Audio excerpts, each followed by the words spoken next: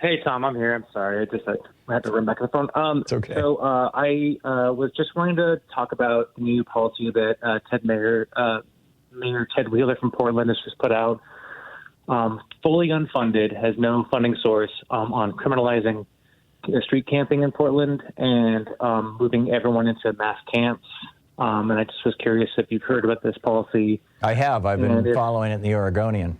What's your, you're characterizing this as policy and what your thoughts are, and then just more broadly, what you think is the solution to the homeless crisis in Portland and so many other U.S. cities. And I can take my. I think stay on the line, Kevin. I think a lot of this homeless crisis in the United States is being driven by the lack of affordable housing. I mean, this is just like kind of 1 + 1 = 2, and the lack of affordable housing in the United States is being driven in large part by the fact that housing over the last decade, in large part, particularly since 2008, when the housing market crashed, suddenly Wall Street and these hedge fund vultures realized, hey, real estate's a bargain right now. Let's get in on it. It's a commodity. We can buy it. And they're buying homes like crazy. I've written a couple of op-eds about this. They're buying, single-family homes all over the United States and apartment buildings, and turning them from and condos, and turning them from owner occupied to renter occupied, and then jacking up the rental prices. And for every increase in rental price, there's a corresponding increase in homelessness. I mean, this is just, none of this is controversial, what I just laid out.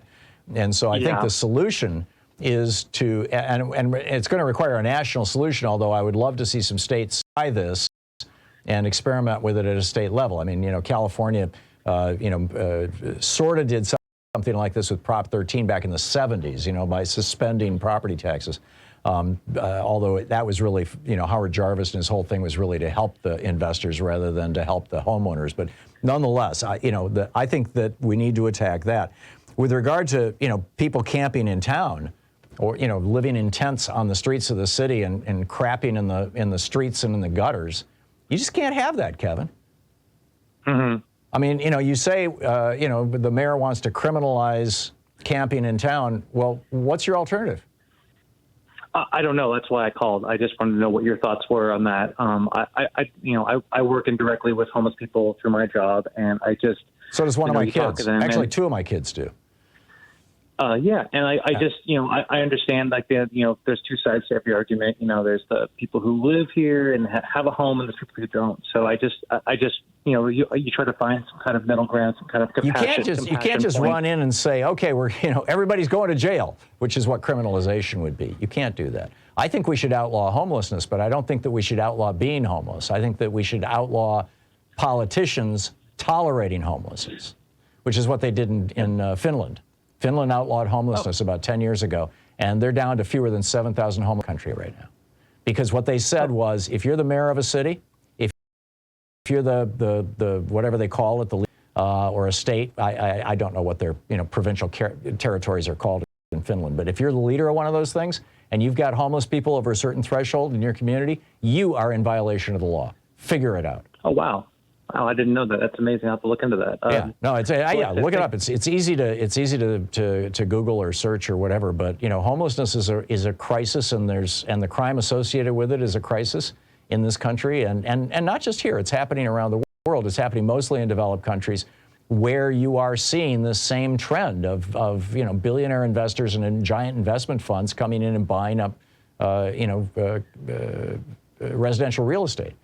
And not that that's the only thing. I think obviously this is also the tail end of the pandemic. What was it? 11 or 13 million people lost their jobs in 2020.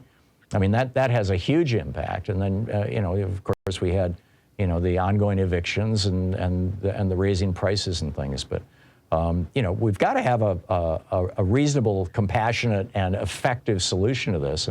And if the interim process, which is what the mayor is proposing here, is taking some land for people who actually want to live in tents, and I can't imagine that, but they're you go out and talk to many of these homeless people, and some of them anyway are saying, yeah, I want to live, I want to camp out, I want to live like this.